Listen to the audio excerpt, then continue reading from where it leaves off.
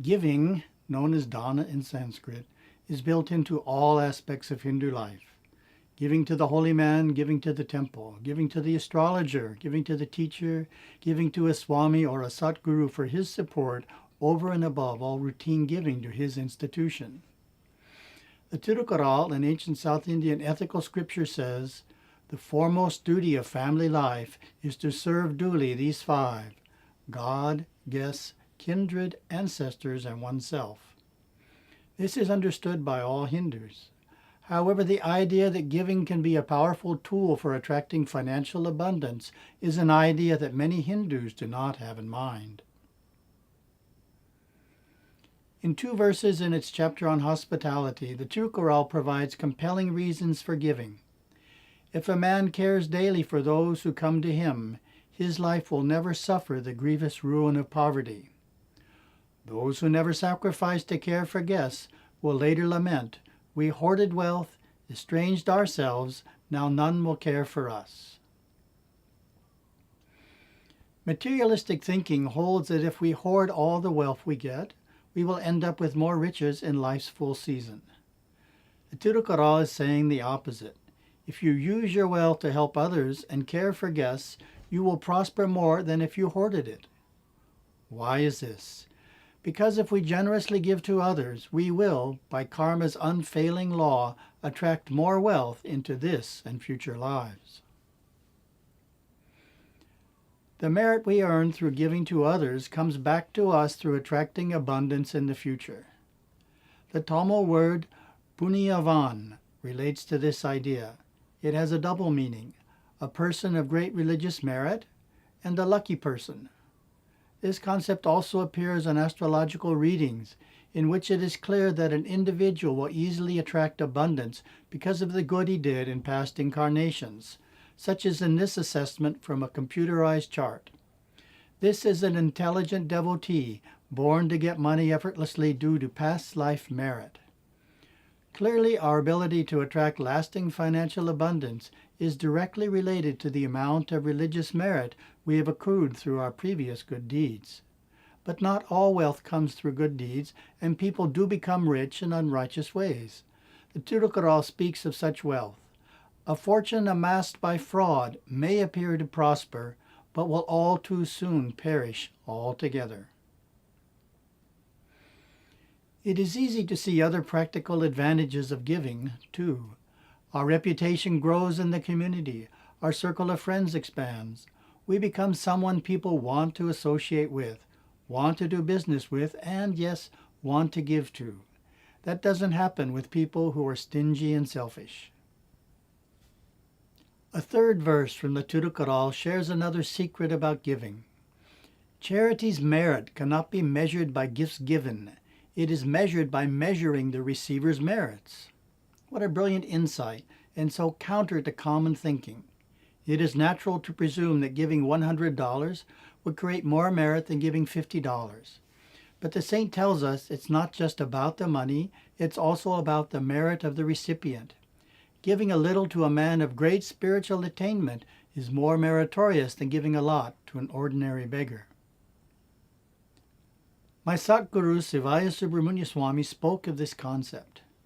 Karma is an unfailing natural law, simply explained by this example. Give a beggar 10 rupees. You are not giving, you are investing in your future. Somehow 20 rupees will find its way back to you. He has given you the opportunity to give. When we give expecting to receive, the law will still work, but if we give 10 rupees, we will get back 10 rupees. Unselfish giving doubles the return. Giving to a temple is different again. Every 10 rupees given brings back 100 rupees in return. God pays a better interest. Giving is an investment in the future. It is not parting with something. We can learn more about charity's efficacy from a story I heard about the Natukota Chediyars at Palani Hills Temple, an account documented in the temple's palm leaf manuscripts. It begins around 1600 with the arrival in Palani township of Kumarappan from Chettinad district in India's southern region. Kumarappan was the first merchant to establish the salt trade in the region of Palani.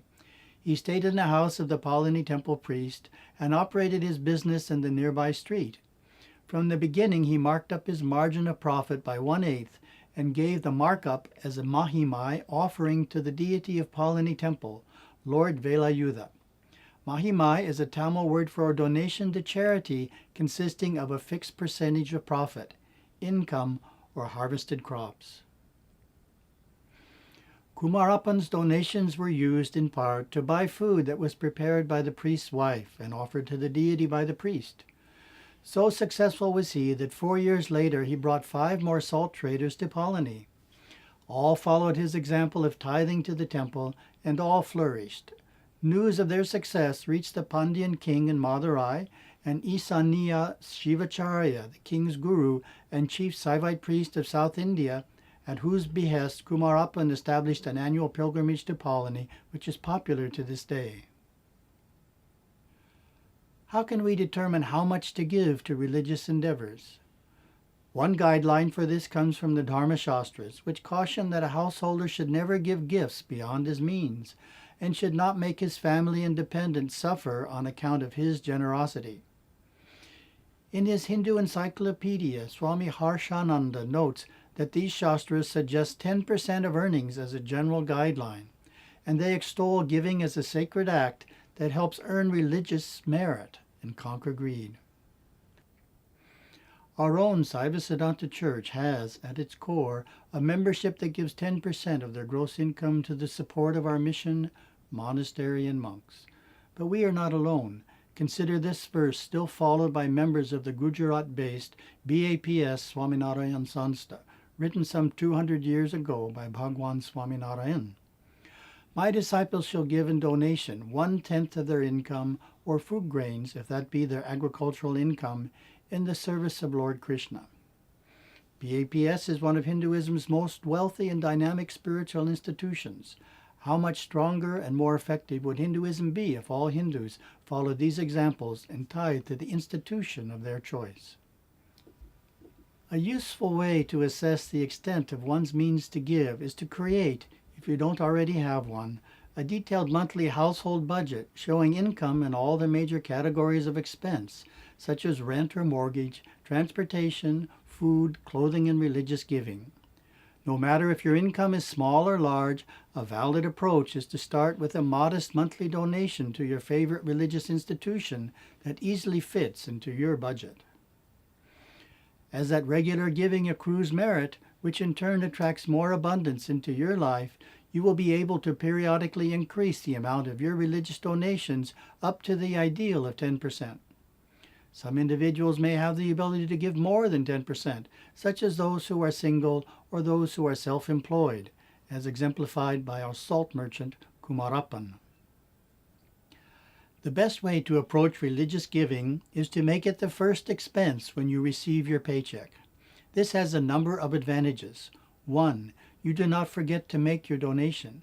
2. You do not spend that money on yourself and find that you are unable to give to your religion this month. 3. Because you have made the religious donation your first priority, you become more conservative when faced with buying unnecessary or frivolous things. Many Hindus do not give in a systematic way to the Hindu institution they support, such as a local temple or ashram. Instead, they wait to be asked for a donation, which they then willingly give. Compare this to setting aside money for retirement. How many people rely on their investment manager to call and remind them to send in funds for their retirement account? None. Disciplined people are consistent in contributing monthly to their retirement savings, without being reminded, because they know they will benefit from it. Similarly, it is beneficial both to yourself and the institution you support to be just as regular in your charitable giving and not wait to be asked. You benefit because your religion is strengthened and you don't miss months when you weren't reminded and thereby lose the merit of that giving. And the institution benefits by receiving a steady, reliable stream of income.